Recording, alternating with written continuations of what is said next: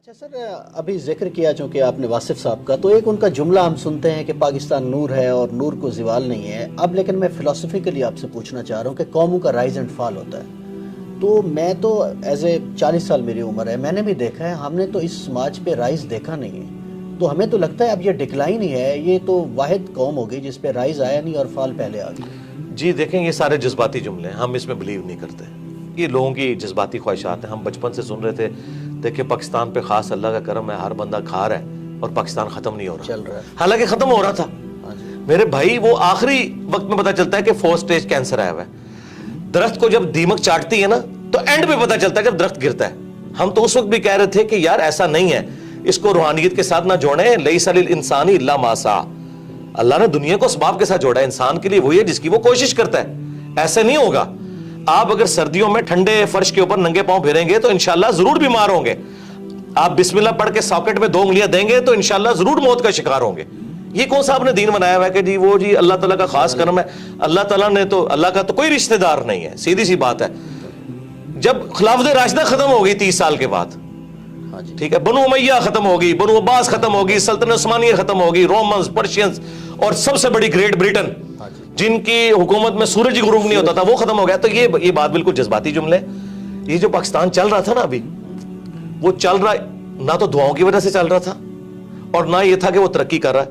ہوتا یہ تھا بقول عمران خان صاحب کہ ہم کرائے کے قاتل تھے، ہم امریکہ کی غلامی کرتے تھے، اس کے اگینسٹ ہمیں معاوضہ ملتا تھا ڈالرز کی شکل میں.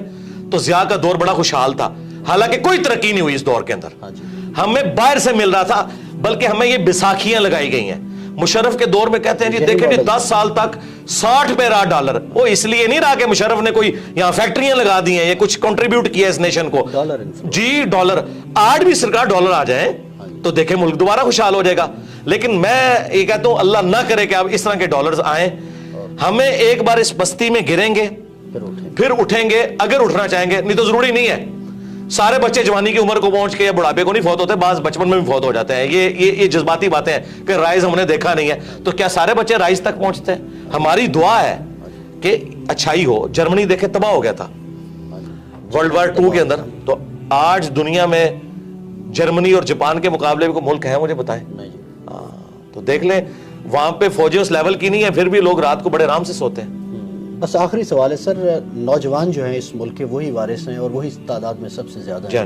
بس ان کو ذرا مخاطب کر کے، سیاست، معیشت، معاشرت سب تباہ ہے، تو ہمارا مخاطب تو وہی ہے، وہی کچھ کر سکتا ہے. جی نوجوانوں کو میں یہ ریکویسٹ کروں گا کہ آپ لوگ جو ہے نا اپنی تعلیم کے اوپر توجہ دیں.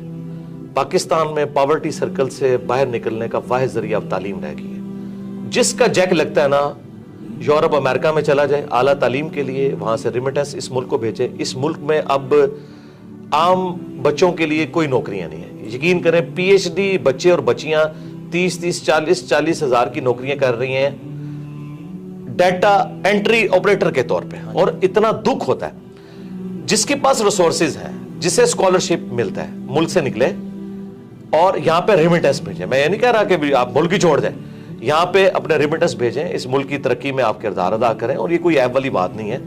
اس وقت بھی آلموسٹ 1 کروڑ کے قریب پاکستانی باہر کے ملک میں بیٹھا ہوا ہے. اور اپنی تعلیم کے اوپر توجہ دیں. اور اگر کسی کے والدین کا کوئی کاروبار ہے تو تعلیم کے ساتھ اس کاروبار میں بیٹھنے میں کوئی آر محسوس نہ کریں. یقین کریں کتنے ان پڑھ لوگ ہیں جنہوں نے ہزاروں پڑھے لکھے نوجوانوں کو جابز دی ہوئی ہیں. آپ اپنے سرکمسٹانسز کو دیکھ کے نا جو بیسٹ پرفارم کر سکتے ہیں کریں، محنت سے جی نہ چرائیں. اور آپ جتنی اپنی ایفرٹ پٹ کر سکتے ہیں نا اپنا مستقبل بنانے کے لیے وہ کوشش کریں. باقی آپ گورنمنٹ سے، اسٹیبلشمنٹ سے، پولیٹیشین سے کوئی امید نہ رکھیں. بالکل کوئی دور دور تک حالات و واقعات یہاں نظر نہیں آ رہے ہیں. جس کا کوئی جیک لگتا ہے بھائی یہاں سے نکلیں اور یہاں آپ پیسہ بھیجیں. میں نکلنا وہ والا نہیں کہہ رہا جی ان کو چھوڑ دیں سرنے کے لیے، یہ میں نہیں کہہ رہا. جس کا کوئی موقع ہے تو مجھے تو اب ایک ہی سورس، یا آپ ایسا ہنر حاصل کریں کہ آپ فری لانسر ہوں اور آپ انٹرنیٹ کے ذریعے پیسے کما سکیں، اس طرح کا کوئی معاملہ کریں. اور جن کے پاس پیسہ ہے نا یار وہ کنٹریبیوٹ کریں نیشن کو. یار پیسے والے لوگ کم از کم سولر اپنے گھروں پہ لگوائیں تاکہ غریب لوگوں کو وابڈا کی بجلی سستی ملے. آپ لوگ بھی اگر وابڈا سے لے کے کھائیں گے جس میں سبسڈی ہوتی ہے شامل، تو غریب آدمی تک کس طرح سستی بجلی پہنچے گی. تو جتنا کو کنٹریبیوٹ کر سکتا ہے وہ کرے. پیغام تو بہت زیادہ دیا جا سکتا ہے, میرا خیال اتنا ہی کافی ہے. بہت شکریہ مرزا صاحب. جزاک اللہ. یہی پیغام ہے جی, اپنی دنیا آپ پیدا کریں نوجوان. مجھے اجازت دیجیے, اللہ حافظ.